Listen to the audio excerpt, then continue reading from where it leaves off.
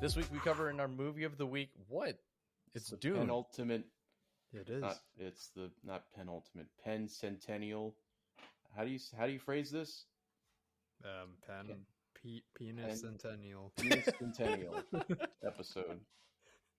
The pre-centennial episode. We're gonna pre-centennial. This week we cover our movie of the week. This week it's Dune. But before we get into it, as always, I'm your host, David. I'm Stuart.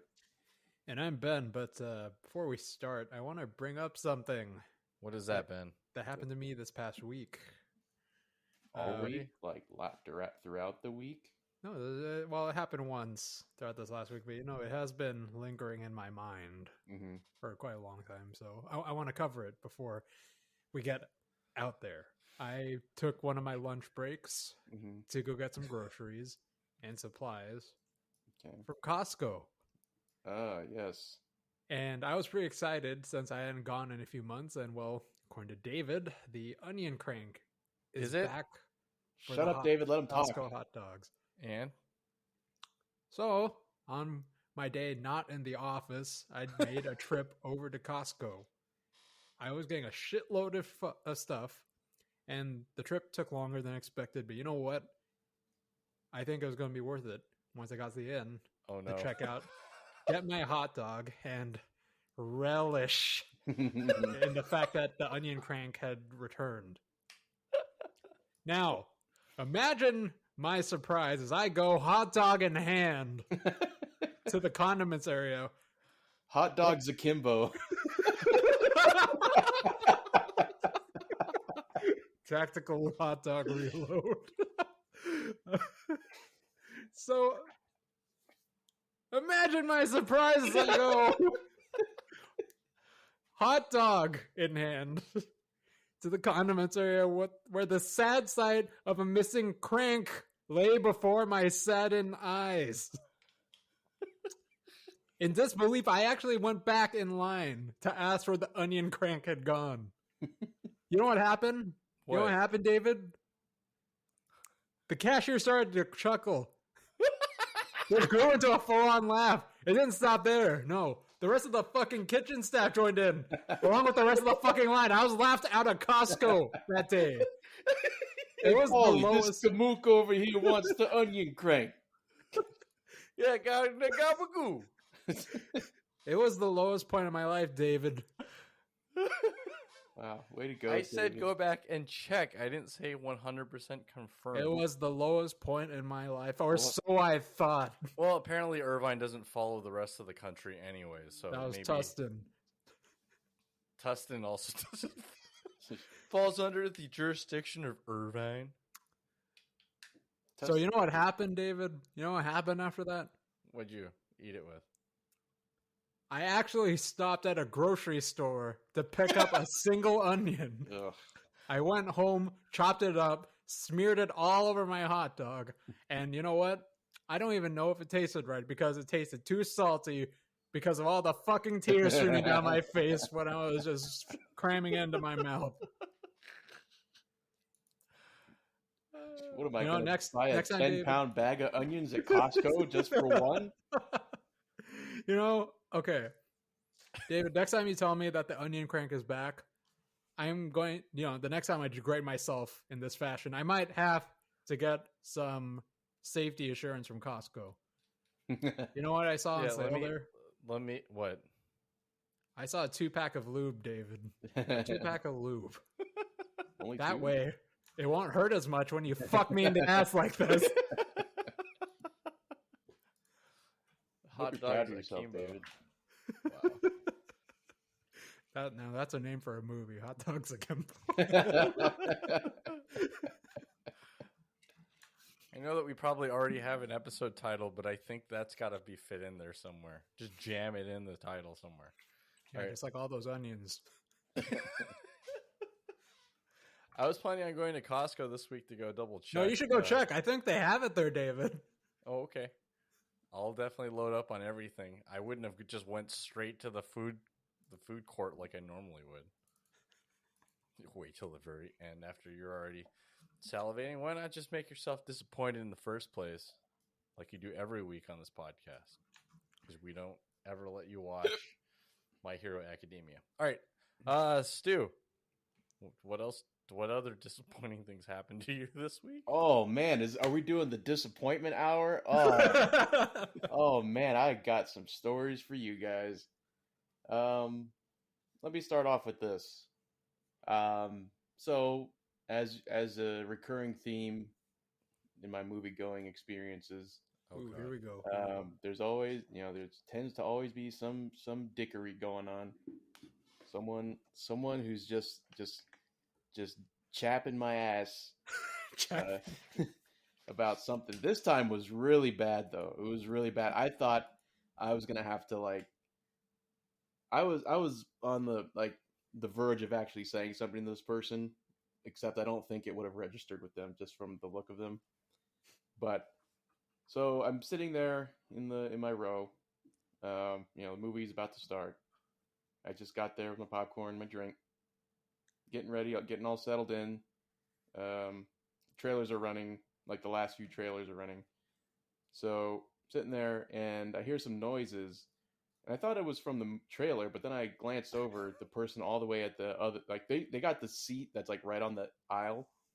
So I glance over and they're just like their face is illuminated by their phone, and they're just like listen. I think they were watching like football or something on their phone. And so Middle I of was a like, movie theater? What? During the movie? Well, this is when the trailers were running.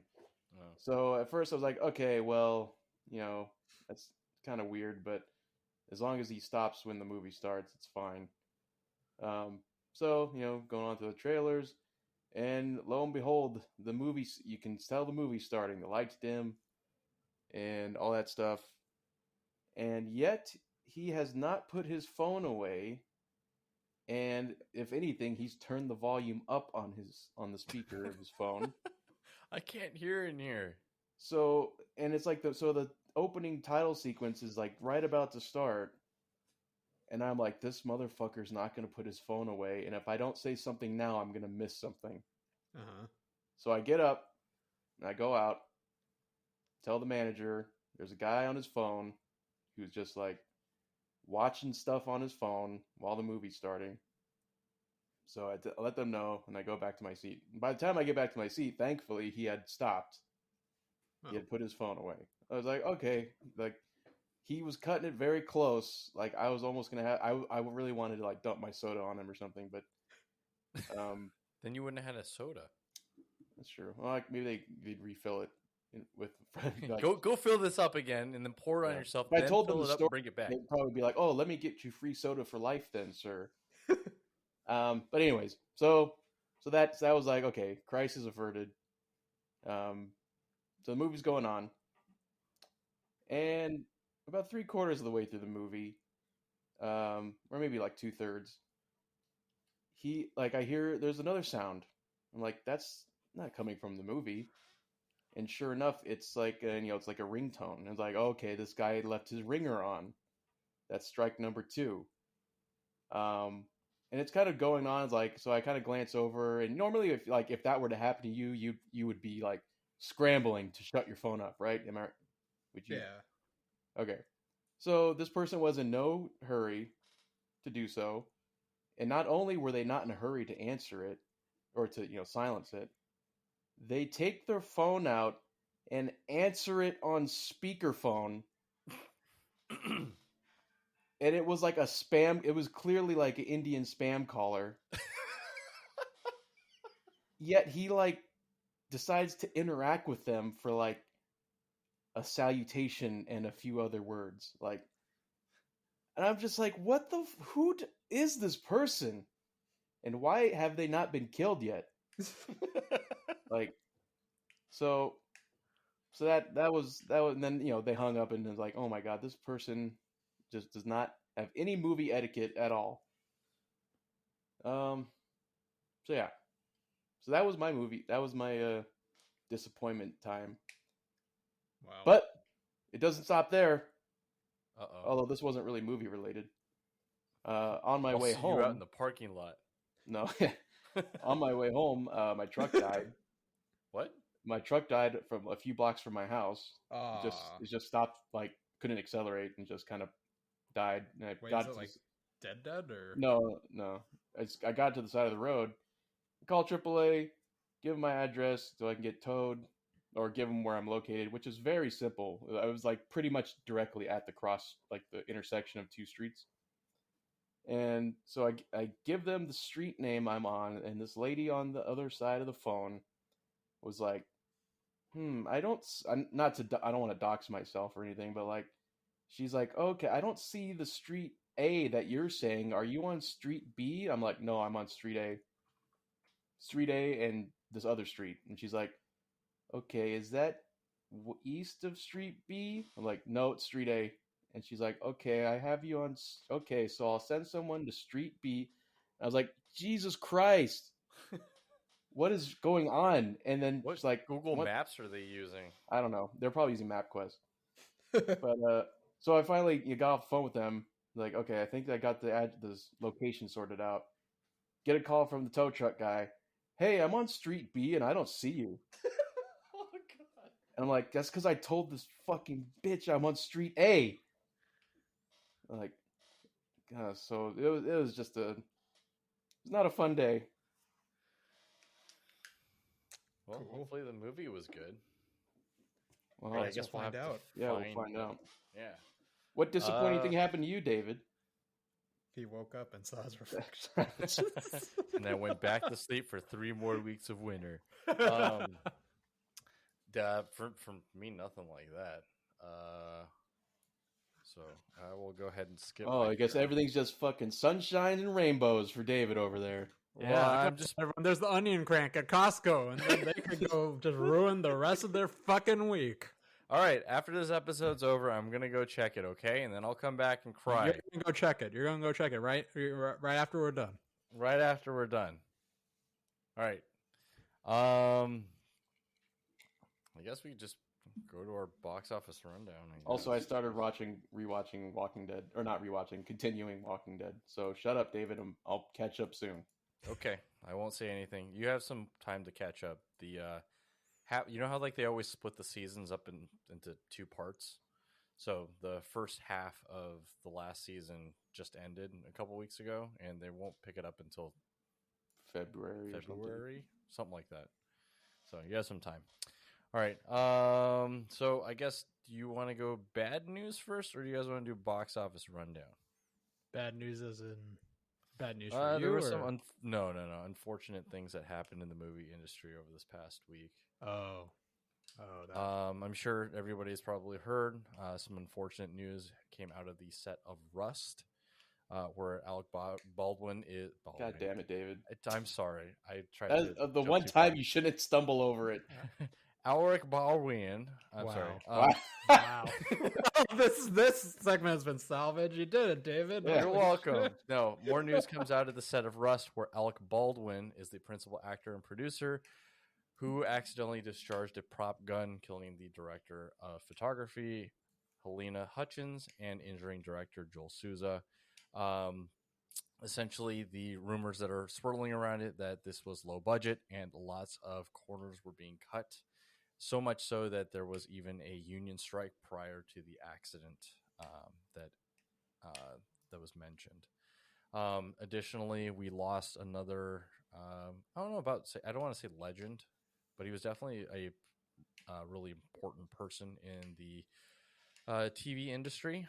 James Michael Tyler, you may know him as Gunther from Friends, passed away at the age of 59 yesterday from prostate cancer. Those are both very unfortunate losses that we had from the movie industry. I don't know if this is moving on to like better things or more. Before you move on, I've heard about it and I didn't want to look too into it just because it was like I saw the pictures of Alec Baldwin from like and I was like it was so like I couldn't even look at him, like it made me feel so like sad, uneasy. Yeah, but like I'm just thinking about it, like so it's a low budget project. I know typically from what I've read or seen in the past, prop guns are typically such that they even if you put a live round in them, that they won't fire. They can't fire. Mm-hmm. So it's odd that they would have a real gun with a live non-live live rounds in it. ammo. Yeah. And if it's low budget, why are you using like an actual gun? That's definitely going to cost more. That just go get like an airsoft gun Mm-hmm. and do it. Put a little flash in post. So supposedly, from what I've been reading, a lot of productions actually do use like an actual gun for this. There isn't very much so like a prop gun. It's more of the ammunition that they use, and they, Well, yeah, it's supposed to be both. I thought like the ammunition's supposed to be blank. Yeah, the ammunition's supposed to be blank, and there's supposed to be like this check that happens between the I can't remember the person's name or the prop master. The prop master or quartermaster, I think. There's supposed to be some sort of check between them and the producer or director, or whoever is in charge at the time, to have two eyes looking at the weapon to make sure that there is nothing in the gun that would cause any bodily harm. Well, like you said, David, unfortunately during that day, the day before was the strike, the ITASE strike, which was for all theater staff who were not like, directors, unionized. Producers, writers. Mm-hmm. Yeah. So it was just like theater staff. And with that were like a lot of the, the people that kind of made sure this happened. So what happened was on Rust, they got a whole bunch of scabs to kind of fill in. And like you said, cutting corners, I don't think anyone really double checked on that, but it was ultimately like the producer's fault for not checking in on it. And Alec Baldwin, it kind of sucks for him because he was actually very verbal about the strike and how like they shouldn't be cutting corners and they shouldn't be getting scabs. And then this happens. Like, it must be terrible for him, it must be like really weighing down on him, especially after he's been like advocating so much for the theater support, like for the staff support. And yeah, that I don't know how he's going to come back from this. It really sucks. There's no good way to go about this at all. Yeah, it just sucks for everyone involved. Like, what are they even doing with live ammo on the set? I don't know. I was reading a few things, and it was just like maybe some guys were just dicking around. Like, I couldn't imagine what possible reason they would have purchase live ammo for because the funny thing here too, Walmart or anything like that to buy live ammo. They have a term. Live ammo just means essentially that there's gunpowder in it, not that there's actual the actual bullet that's inside. They're saying live is actually like it discharges something, but it's usually nothing. There's like nothing in it. Well, usually a blank is just the gunpowder with no actual projectile. Mm-hmm. So nothing, like you said, nothing comes out of the barrel. It's just it makes noise and it flashes. Yep. But I just because here's kind of the funny thing. Well, to me, so in order to buy live ammunition, you have to now. So I think for the past year or two in California. Well, actually, I don't know. Were they filming in California? I don't know. New Mexico. Okay, well, that's probably a little different then. But anyways, if it were California, they would have had to pass a background check to buy the ammo. So, yeah, but I think it wasn't like so much that it was a bullet rather than what David was saying. Like it was shrapnel or something was lodged in there that happened to be projected. But there's nothing. There shouldn't have been anything. Mm-hmm. If it were a blank, there's literally nothing that comes out except, I mean, they might have been burned or something by like. If you recall that movie we watched in Bruges, yeah, and he has that gun on that guy and he fires it, but then they're blank bullets and he ends up blinding him, yeah, or something like that. So it'd be more like that. Mm-hmm. So unless they had some goofy ass like, oh, it's a wooden bullet or something, I don't know. Well, I guess there could have been a lot of things that happened, with the transportation of the weapon and everything. And like we said, there's scabs pretty much, just very low cost workers kind of going in and just doing things that they were not qualified to do. Like there were supposed to be all these checks that happened on the weapons that just did not happen. And it was just handed off to Alec Baldwin, who unfortunately shot it. And we don't know like exactly who is ultimately responsible at the moment, but they're something like during practice or something like that. I mean, there's still a lot of details that are still coming out about it. I'm sure we'll hear more as the investigation continues. But like Stu, you were saying before, right? Like seeing the pictures of Alec Baldwin just completely broken down because of obviously it's hard to come back. You took a life, especially in my head, because he's Jack Donaghy. Yeah, I know. Three he's kinds like of in heat. control of everything. Nothing like can get him or anything like that. And then I see that and I'm like, oh god, my heroes. Yep. You know what? What's also troubling about this is that there were 2 separate reports of gun misfiring on the same set like earlier. So it's just like, how? They're pressed for time. I don't know. But there's definitely been sweeping changes that have been made because of this. If you guys are familiar with the TV show The Rookie, they decided that they weren't going to do not have live rounds on set anymore. I'm like thinking back. I'm like, why are these things even considered? Why is this even happening in the first place? But there are definitely some other stages that are changing just because of the events that happen. Definitely, I guess trying to push to get an entire movie shot in 21 days it's tough. So don't cut corners. Always check your weapons, kids. We would have learned after Brandon Lee, but no, here we are again. Jesus.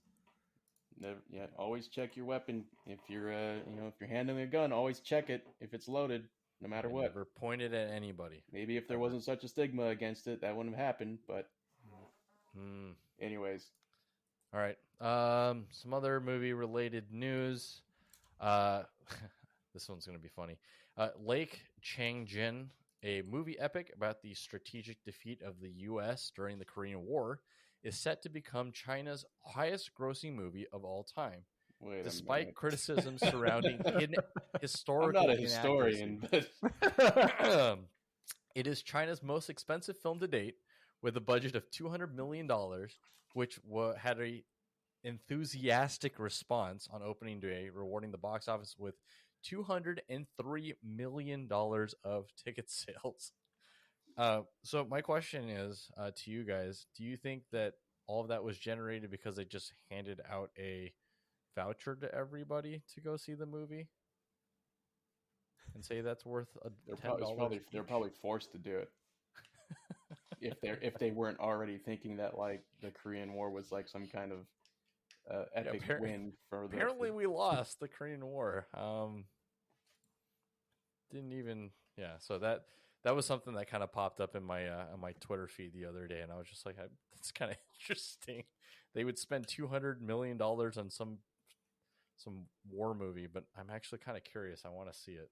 See what. Of course, you would. To the Great Wall. Also, Ben, I'm sure you probably already heard about this. Mythic Quest is getting season 3 and 4 got greenlit. Let's fucking go! Holy shit, I'm happy. But still, the question is, where the hell is It's Always Sunny? It's still filming, or I don't know. Yeah, there's. I don't know. I feel like he keeps getting all these other side projects. We're not going to get 15. I keep seeing updates on it. So yeah, they're filming 15 still, I think. All right. And were either of you fans of the first 3 Star Wars movies? Yes. I remember episode 1, or you mean episode 4? 3. Like episode 1, like 1, 2, 3. Yeah, the first 3. I mean, those are the not chronological. Chronological. God damn it. Chronological. Chronological. I know Ben likes episode 1. I love episode 1, 2, and 3. I love 1, 2, 3, 4, 5, 6, and then my love just stops there. Well, your favorite Sith Lord is coming back. Hayden Christensen is poised to reprise his role as Anakin Skywalker in the live-action Ahsoka Tano series. Damn. Holy fuck. I hope they pod race that show. No, he's going to pass by and be like, if only we don't do that anymore. All right. Guys, any other thoughts before we go to the box office rundown? When's the Isn't there supposed to be an Obi-Wan show also? Yeah, Yeah, with so Hayden there's a Christensen. lot. Yeah, there's a lot of Well, and spin-offs. Ewan McGregor. Yeah. Mhm. I just And then haven't we're heard gonna also anything get about the it. book of Boba Fett. Fett. Yeah, that's in December, right? That's Yes, actually end coming of the soon. year. Mm-hmm. And I think we're also getting. I mean, this is obviously just Disney in general, but we're also getting the Hawkeye series next month. Correct? December as well, or is that December? November? I don't remember. It's something around there. So, Yeah. yeah, holidays are going to be packed full of Disney Plus. Get those subscriptions renewed, I guess, if you don't already have it. All right. This week at number one, no surprise, debuting is Dune with $41 million. This is the highest grossing HBO simultaneous release movie since Godzilla versus Hong Kong, which released at $35 million in its opening weekend. Number two is Halloween Kills with 14.4. Number three, No Time to Die with 12.2. Number four, Venom, Let There Be Carnage with 9.3. Ron's Gone Wrong at number 5 with 7.3. The Addams Family 2, $4.49 million at number 6. Number 7, Last Duel. Number 8, Shang-Chi and the Legends of the Ten Rings. Number 9, The French Dispatch. And number 10, Hansela Rock. I think we already talked about that movie a couple weeks ago. Finally falling out of the top 10 was Free Guy and Lamb. Ron's Gone Wrong. What is this? It's an animated movie. Okay. That makes sense. I'm surprised that didn't debut higher. But guys, any thoughts, questions? Well, I mean, it's usually those movies are usually in like top 3, easily. Guys, any comments, questions, concerns before we go over to your guys' favorite segment, Cinco or Swimo?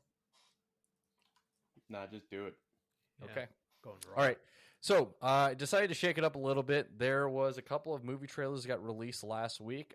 If you guys have questions about the movie, want a synopsis, you tell me, and I will go ahead and read one for you. If not, I'm hoping you guys know enough about it, and we can kind of go ahead. So first movie is Uncharted, Cinco or Swimo, knowing that Mark Wahlberg plays Sully and Tom Holland is playing Nathan Drake. Cinco. Or Swimo. What? Yeah, I'm going to say Cinco. Spoken like someone who never played Uncharted. I'm going to say Swimo. Ooh. Does it change anything for you if Mark Wahlberg is not sporting the mustache? I think they got. Well, hopefully they do something where It grows on him. No, shut up. What's his name? Colin Farrell in the Batman movie, where it like not even. Oh, they age him up. No, if you watch the trailer, have you seen the trailers yet? I have not seen the trailer. No. The trailers. I don't know what it is, but he looks like Mark Wahlberg. Nothing's been changed. God damn it, Mark. God, fuck. And here's another wrinkle you guys may be interested in. Apparently, I played the first 3. I never finished the 4th one, and I'm planning on doing so before this movie releases. But is there a mention of Nathan Drake's younger brother Sam? I can't remember. Maybe. Does that sound familiar at all, Stu? I would ask Ben, but Ben hasn't played the games. I don't know. It's over a long period of time. I don't think there was, but Okay. There were definitely. So if you watch the trailer, it's actually kind of interesting. There's one scene from, I think it's from 3, where they're. Oh wait, sorry. playing. His brother is in the game. My bad. Okay. So yeah, apparently he's the primary driver for all of this, and Mark Wahlberg. So all right. So Ben's a Cinco, and Stu is a Swimo. All right, moving you on. can quote me on that. You can quote me. I'm keeping track. This is the first week I'm actually keeping track, so we'll see All right. how long we keep this going. All right, number 2, Ambulance is the Jake Gyllenhaal movie that's coming directly to Netflix, releasing on February 18th next year. Yahya Abdul Mateen II, if you guys may remember him, he's from Candyman. He was Anthony McCoy. Do you guys know? Have you guys seen the trailer for this movie? I haven't seen the trailer. I've seen images, but Is that's it about it. Is it a sequel to that 911 movie he just did? No. No, it is not. No. That would actually have been kind of cool if that was right. Where I forget what the name of the movie was, but you said you liked it, right? Yeah, it was pretty good. Okay. Essentially, the synopsis is a pair of thieves tries to pull off a bank robbery in downtown LA when the heist goes wrong and the two hijack an ambulance to make their getaway. Oh man, Yeah, we got on the 101. What were we thinking? Of course, that getaway happens to be in an ambulance, so they will get out of your way. All right, Ben, Cinco or Swimo? Just based on that, obviously you can change your answer as we get closer and you see more stuff. I'm gonna say abstaino. Wow. Yeah. Way to pick a Way side. to really commit to something. Yeah. How about you, Stu? Hey, Thank you for your contribution. thank you. I'm gonna go Cinco. Okay. All right. Red Notice, also another Netflix movie releasing on November 5th. This one stars Ryan Reynolds, Dwayne "The Rock" Johnson, and Gal Gadot. In the world of international crime, an Interpol agent attempts to hunt down and capture the world's most wanted art thief. Cinco or Swimo? We'll start with you, Stu. I mean, I'm gonna go with the very soft Swimo. So floating. Okay. Yeah. All right. You Ben? Cinco. What? Yeah. Wow. I'm pretty sure Ryan Reynolds and The Rock will Ben's be just very a sad to hear hater. that. He's just a straight hater. I know. He just wants everybody to sink. What Ben, what about ambulance? You said Cinco. Yeah, I but said, yeah, I've but also his said is Swimo to stuff too. that's also true. Hey, I want Stu things to has a reason. succeed if they're good. Clearly not, because you're just saying Cinco every time. Then say something good, David. All right. All right. The next movie, My Hero Academia. Just No, kidding. Swimo. I mean, All right, I hate anime. the fifth one I have is Scream. This one's releasing on January 14th. That's a hard Cinco for me. Do you even need to read the synopsis that I have for this? Just the fact that they're rebooting, or I don't know if there's a reboot or if they're trying to continue it. Like, fucking stop. 25 new. years after a streak of brutal murders shocked the quiet town of Woodsboro, California. Oh my god. A new killer dons the ghost face mask and begins targeting a group of teenagers to resurrect secrets from the town's deadly past. Is Nev Campbell in it? Yes. David Arquette is also back, and so is No way. I'm not kidding. They are back. They are in the trailer. They cannot unless they Army of the Dead, David Arquette, he is in the movie. Was it Scary Movie 2 that had Officer Doofy, or I think so. Was it the first Scary Movie? It might have been the first. No, it was the first one. All right, so Stu, you're clearly a Cinco. What about you, Ben? Abstaino, because I've never seen any of the Screams before, so I don't know. But you've laughed at all the scary movies before, and there's like at least one Scream reference in every single one. Every scary, like that whole movie franchise is based off of Scream. What about 3? Also, okay, maybe not. That one's closer to like Saw and Paranormal Activity, right? Ring. Yeah. Yeah, Okay. that's my bread and butter. Signs. Yeah. Ben, I think it's been a while since you've had 2 abstainos in the same episode. All right, whatever. Well, I don't know. Shit just keeps coming out of your mouth. Just- What do you want me to say? I don't know. I don't want to make a decision. Even though none of this is consequential. Yeah, All right. there's no consequence to Exactly. Everything has a consequence, all right? Stu, we'll have to figure out a consequence every time he abstains here. All right. Ghostbusters Afterlife releases on November 19th. We just got a recent new trailer. Cinco or Swimo? Do you guys need to know who's in it? I mean, Paul Rudd. We've known Paul Rudd, Rudd's in it Ernie for a Nelson, while. Ernie Hudson, Bernie Dan Mac. Aykroyd, As a ghost? Sigourney Weaver, Bill Murray, and Finn Wolfhard, who played Will from Stranger Things. Did you say Dan Aykroyd? Dan Aykroyd, yes, is in the movie. Okay. Well, if they're actually reprising their roles, then I'm gonna say Swimo. Okay. It's when a single mother and her two children move to a new town, they soon discover they have a connection to the original Ghostbusters and their grandfather's secret legacy. I feel like this should have been a Halloween movie. Why is this releasing 3 weeks from now? But all right. Ben, did you ever see the Ghostbusters? Am I going to get another abstaino out of you? I have never seen them before, but I'm going to say Swimmo. What? What are we going to say now? What's the... I was about to say some shit, Ben. Okay, go ahead. Say some shit. I want to hear the shit. Let's see it. Let's see want to know. Let's go. I think we're going to have to stop the podcast for a second for this. Ben, you talk crap so much about the movies Keith hasn't watched, and you haven't watched any of the Ghostbusters movies. No, I've never seen any of the Ghostbusters. I'm gonna take off my glove in front of a French court. Yeah, and leave it on the ground. And then I will get the longest fucking trench coat I have to go pick it up.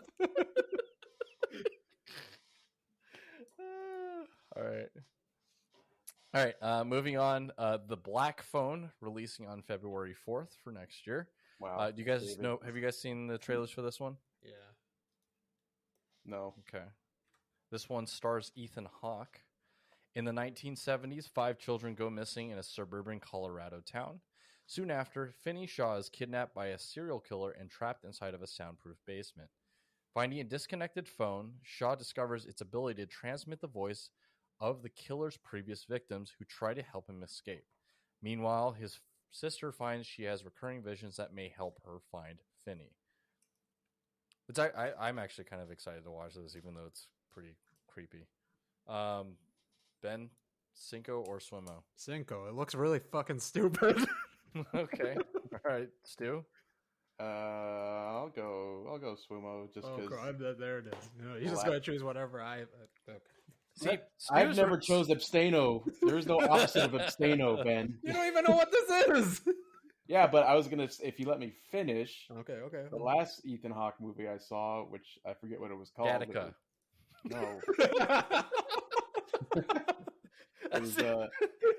It was Gattaca 2. The one movie that, why can't I think of the movie name? Fuck me. Gattaca 3. Everybody loves a sequel. With Denzel Washington, Training Day. There we go. Oh, yes. Wait. No, That's so old. I have my reasons. No, it was. No, you're right. Stu, you don't have to defend yourself. You're not Ben. I get it. I'm trying to. What was it? It was a scary movie. It was a scary movie. God damn it. All right, I'll come back to you while you think about it. There's another. This one's kind of an easy one for you guys to decide on. Apex is releasing on November 12th. I believe this is also Apex a Netflix Legends? movie. No, Apex. Oh. Serving a life sentence for a crime he didn't commit, former cop Thomas Malone gets a chance to win his freedom if he can survive a twisted game. 6 killers, not how many is in Apex? Like 48 people. 6 killers pay for the thrill of hunting Malone for sport on a remote island. But once he arrives, all hell breaks loose. Laying traps and playing mind games, he soon turns the table on the goons who want him dead. Apex, starring Bruce Willis and Neil McDonough. So it is Apex movie or no? It is not an Apex movie. No. Oh. I'm gonna go Cinco. Okay. All right. Stu, did you think of the movie? Yeah, it was. I thought of it and then I totally forgot. Sinister. Oh, okay. The next movie, this is the second to last one, is Night Raiders. Executive Taika Waititi is about a post-future war. A mother joins an underground band of vigilantes to try and rescue her daughter from a state-run institution. Are you guys familiar with the trailer for this one? No. Okay. All right, so Cinco or Swimmo? I'm going to say Cinco just because I don't know what it is. Okay. All right. When you guys get a chance to watch it and you guys change your mind, let me know. I'll see if we can go back to it. I'm assuming Ben's going to be abstained because he doesn't know anything. Yeah. Okay. All right. The last one is Anonymous Animals. This movie released last year in 2020, but they are finally getting a U.S. debut. This is a foreign film from France, releasing on November 5th. The balance of power between man and animal has changed. In a remote countryside, any encounter with the dominant can become hostile. Essentially, the trailer is animals that are actually abusing people. So it's like a reverse petting zoo. If Michael Scott was running this, Animorphs. Sorry, kind of I wasn't a paying little bit, attention. not It's exactly. like furry shit. No, it's not that. It's Furries, Swimmo. All right. I like it.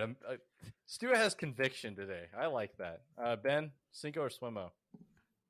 Abstaino. I don't know what the fuck this is.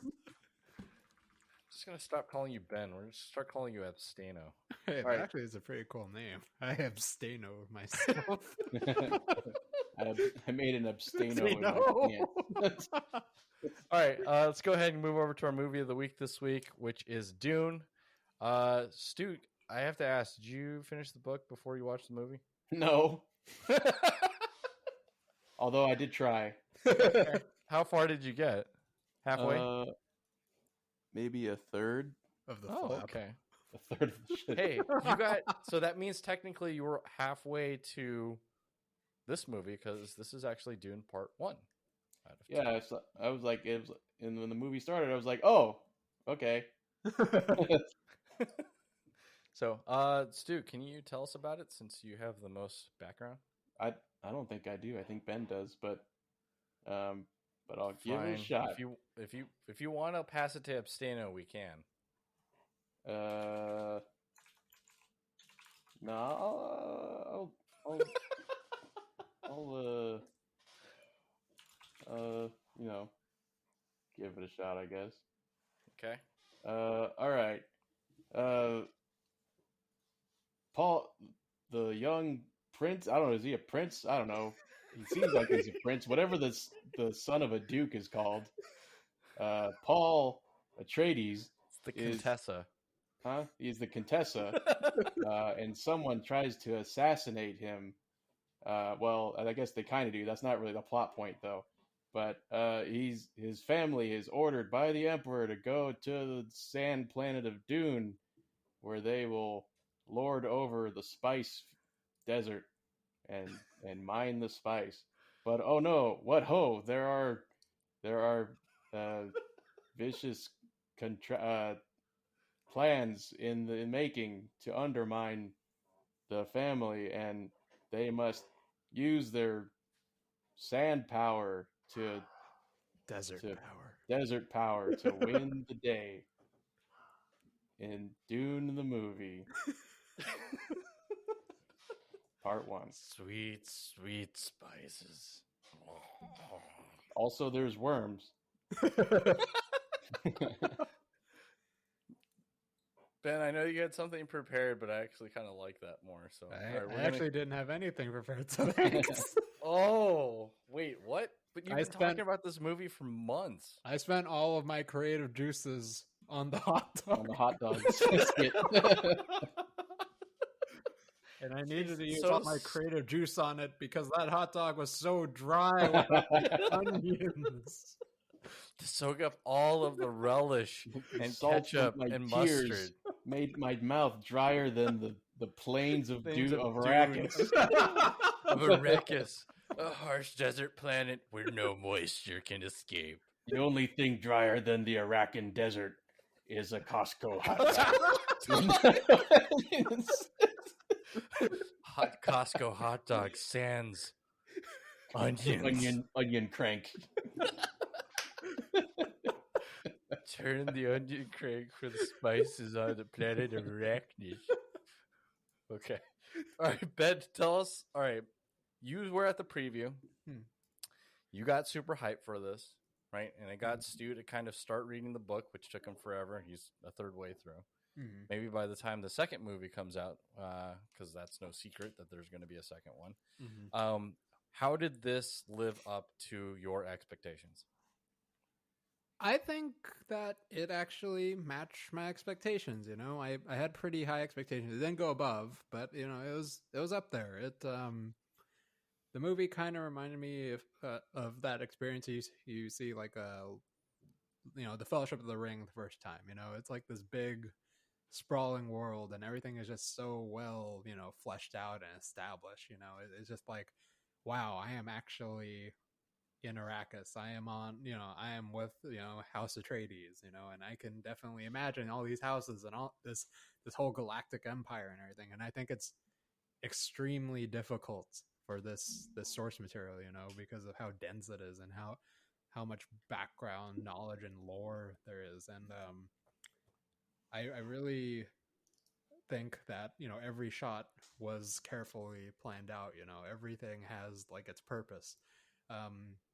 Vanity Fair usually does this series with directors where it's pretty cool. They actually play a scene, or they choose a scene that they want to cover, and the director talks about the scene and like breaks down everything that happens in it, and they like they actually do like the John Madden thing where they pause the scene and like boom, it's like circle apart or some shit.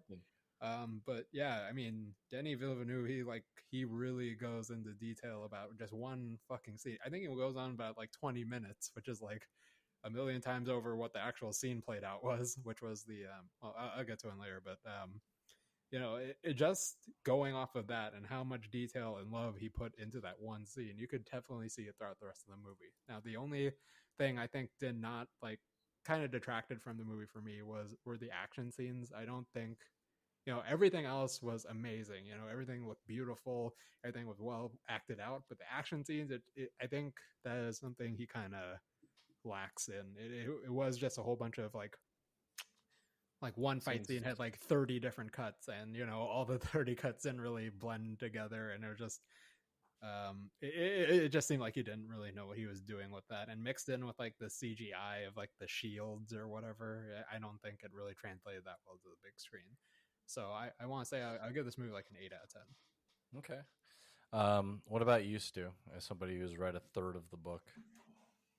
Oh, that sounded like it actually disappointed your expectations, Ben, because I remember when you hyped it up, it was like, it sounded like it was going to be a 9 or a 10.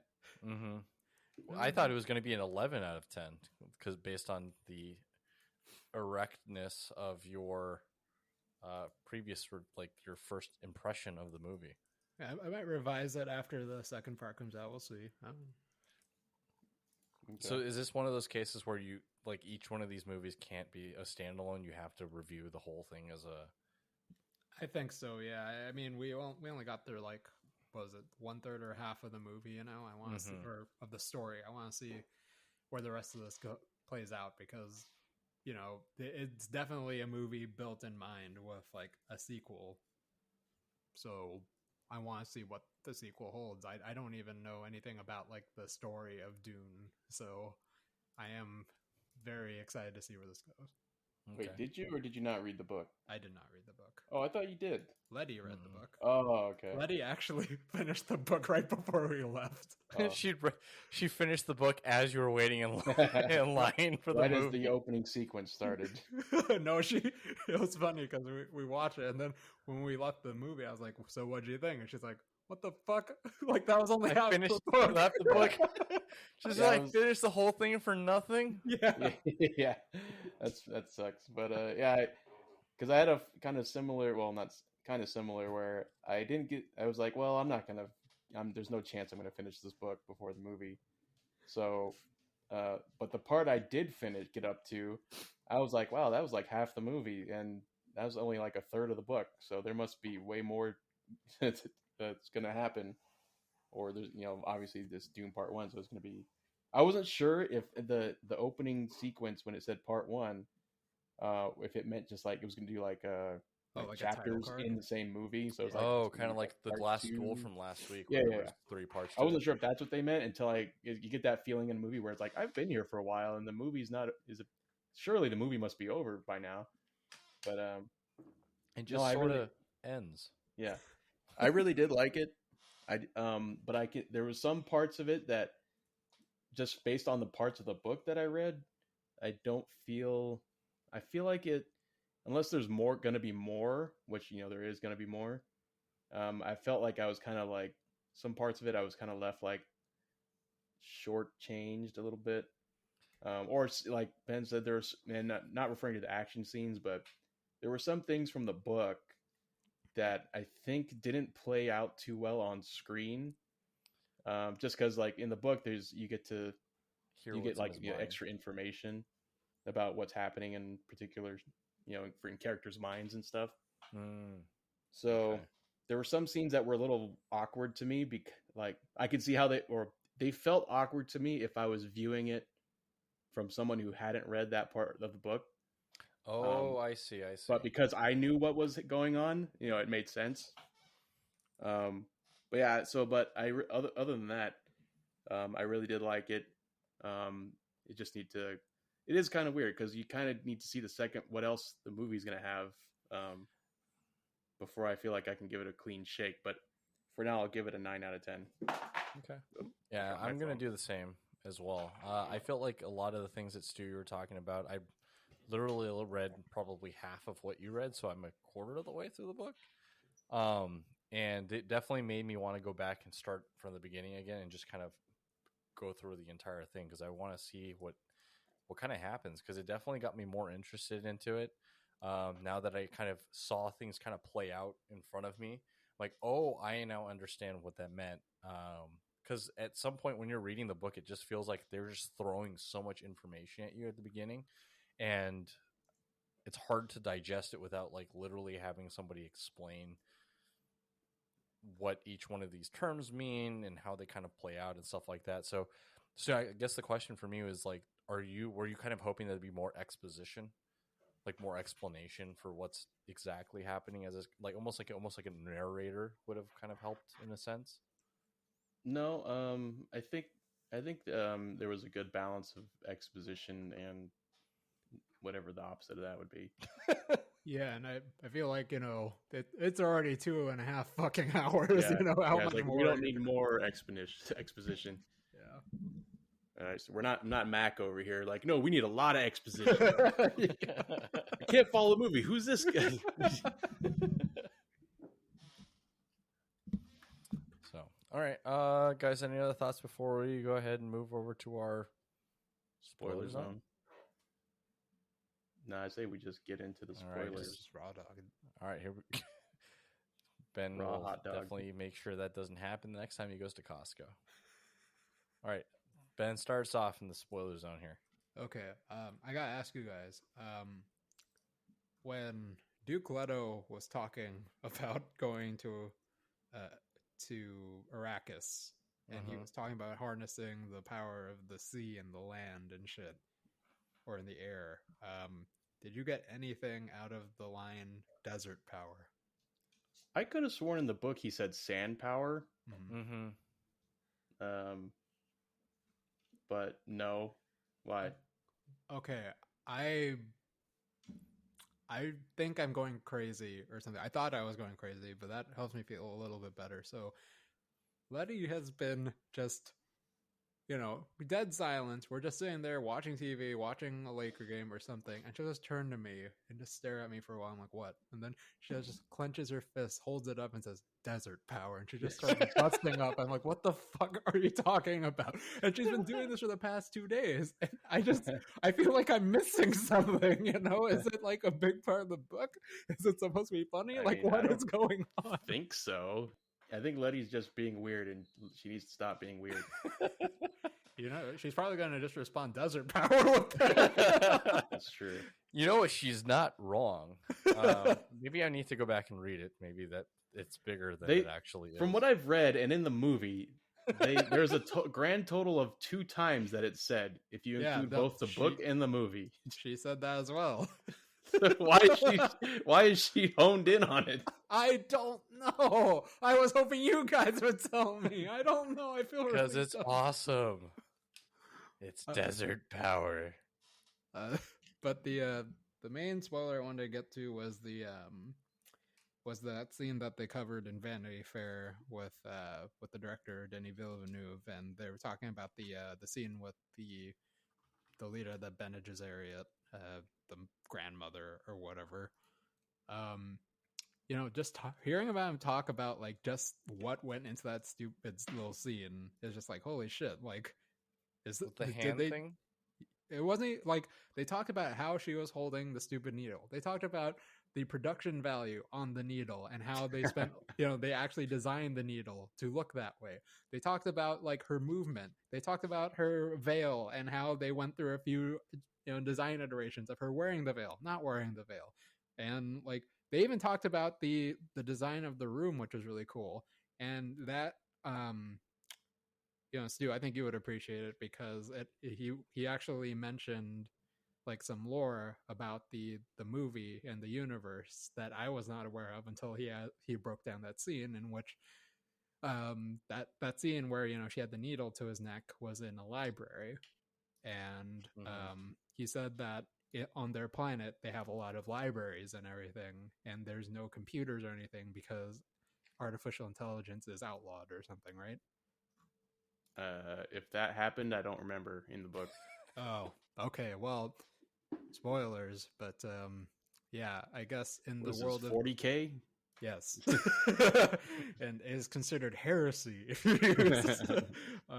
But in the world of Dune, artificial intelligence has been, considered a crime against humanity or something because at one point, I guess humans actually did lose against artificial intelligence, and so they all unanimously agreed, okay, no more artificial intelligence. This is 40K. What's going on?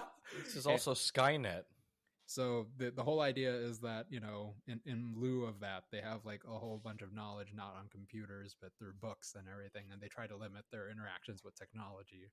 And he went on to explain like, oh, that's why, they need spice. Spice isn't something that actually fuels interstellar travel. It's a psychoactive drug that makes you more aware and able to like perform superhumanly and be able to like navigate a ship throughout space, essentially. It's basically 40K again. Oh my god! So there is going to be heresy. I don't know which one that came first, but that's basically what happens. Kind of what happens in 40K. Pretty sure this came first because Dune's from 1965, I think, and 40K is from 40,000 years ago. Well, not Warhammer, right? Warhammer 40K is different. I'm pretty sure. Is it though? But yeah, it was cool to see that kind of breakdown, and just for him to kind of just nerd out and go into the details of the book and see how he kind of translated that on screen. So it gave me a lot of confidence about him going throughout the rest of the movie and putting in that same amount of effort. If it's something so minute and like muted as that scene versus like the big scenes, I'm sure he put in a lot of effort into those bigger scenes as well. Yeah, I'm pretty sure like that scene you're referencing in the book, it's pretty descriptive of everything. In general, it's very descriptive of like what someone looks like, what they're wearing, what the room looks like, how the light's shining into the room. Right. Like it's always like, that's kind of what made me kind of pause reading it, because like, oh my god, I need to get through all this descriptive text before I get to what's going on in the story. Right. I guess like I'm appreciative that he actually took the time to actually translate all of that exposition into the movie. I feel like there are definitely movies out there that kind of also have that same amount of exposition for something, and the director is just like, okay, let's just keep this moving, and just glosses over it. Not passionate about it. Yeah. So, just something as like mundane as that, translating that into a scene, that's what really got me. I was just like, oh shit, okay. Yeah, I think there's not too much I can say. I mean, there's a lot of parts of the movie I like, but I think what I was referencing earlier, the parts that didn't quite, I don't think they played out on screen very well. There's two examples I have. One is the interaction between Lady Jessica, and the shut out Mapes, like the housekeeper.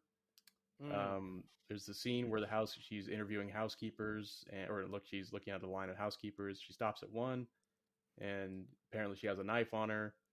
And I feel like, because there's so much in the book, there's so much like explained about like what like each one is like thinking, and I just don't think it played out on screen very well because Ben, I don't know if you guys remember the scene I'm talking about in the movie. Yeah, she's doing the hand gesture to the she's like doing like a guard in the back. Yeah, to the guard saying be prepared for battle or whatever. Right. And then, essentially relinquishes the knife to her and stuff like that. Yeah, because like, so she asked Jessica, like, do you know what this is? And she says it's a Crisp knife, and then she like asks what it means or something. Mhm. And in the book, it's made clear that Jessica is like not actually sure what to respond with, and she knows if she responds like the wrong answer, she might be killed by this lady. Oh. And so she just kind of, but then before she kind of has one of those moments where like she can't just stay silent, she has to say something. Oh, And I so see. she just kind of starts saying something, like she says maker, it's a maker, and she's gonna say something else, like she's kind of like free flowing, but apparently that was sufficient enough of an answer that the lady starts like freaking out that like, oh my god, you are the one or whatever. Oh, So yeah. so that I don't feel like that scene played out on screen very well. Yeah, man, just like from that general description, I don't even know how he would begin to actually start something like that, you know? Right. Or with that same amount of With a tension. narrator. Right. What's going on through Jessica's head and be like, have you ever watched a movie on either like any of these streaming platforms and then have the not director's commentary, but there's one that like visual description, they actually like read out exactly what's happening. I feel like that would have been like, I wonder how that would have played out if they had done probably that. could have just made it more clear, because I don't think Jessica was really aware that the guard behind her was about to like pull their knife. Yeah. Or pull their, like if they made it more clear that like Jessica was aware of that, even though that's not what happened in the book, that probably would have played out like a little better on screen. Question, was she communicating with the guard or was she communicating with the guard lady? She was communicating the guard. Oh, the guard. okay. Yeah, I did read a lot in different interviews and different reviews and just general response to this movie. Where this movie suffered was definitely losing that omnipotent narrator that kind of went into people's minds and expressed what they were thinking, especially with like the Baron. You know, Mm-hmm. the Baron had this whole other element to him where he wasn't just evil. You know, he was very methodical and very calculative. You know, from what I've read, I don't know if this is true, but he was always, he's always plotting something. You know, he was always trying to think 10 steps ahead, essentially. I haven't even gotten to the part of the book that even mentions or has any like, it doesn't even, I haven't even gotten to a chapter with like the Baron gonna do this now. Like I haven't even gotten that far. So oh shit, well, that from the people I went to go see it with, they kind of shared that same sentiment where it's like, oh man, I kind of wish we got a little more characterization of the Baron and what he was doing. mm-hmm. And Letty kind of agreed, so I'm gonna just believe what they're saying. Yeah, and the other example I had was Josh Brolin's character Gurney. Throughout the book so far, he's one of these characters who like has a little like he just like kind of little like quotes. He quotes stuff a lot. You know, he's basically quoting stuff in response to anything that someone says. And I feel like, I mean, they kind of did that, but it wasn't really made clear that that's what he was doing. Like because he only didn't really have that much screen time either. So like, I feel like that was kind of like a lost opportunity to have, like, you have Josh Brolin on here in the movie, and he's only there for like a tiny portion of it. I mean, you could also say the same thing for what's his name? It's Jason Momoa. Yeah, right? I mean, he had more of like a more than him though. But now he's dead. Yeah, well, and now that part of the book is ruined for me. Or maybe it's not. I don't know. Maybe it's different.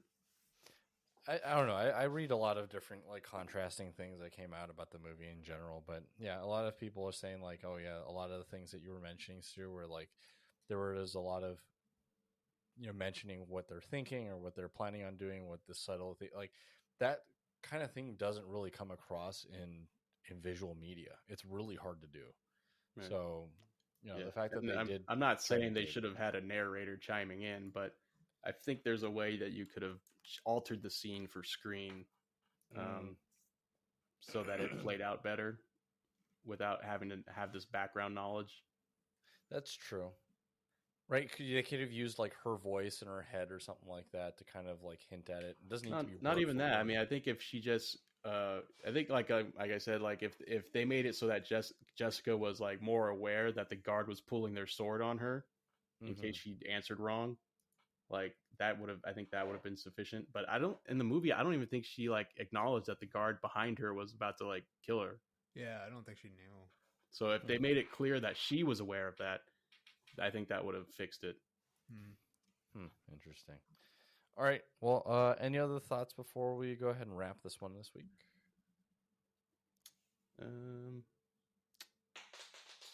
I only wish there were more worms breaking above the sand.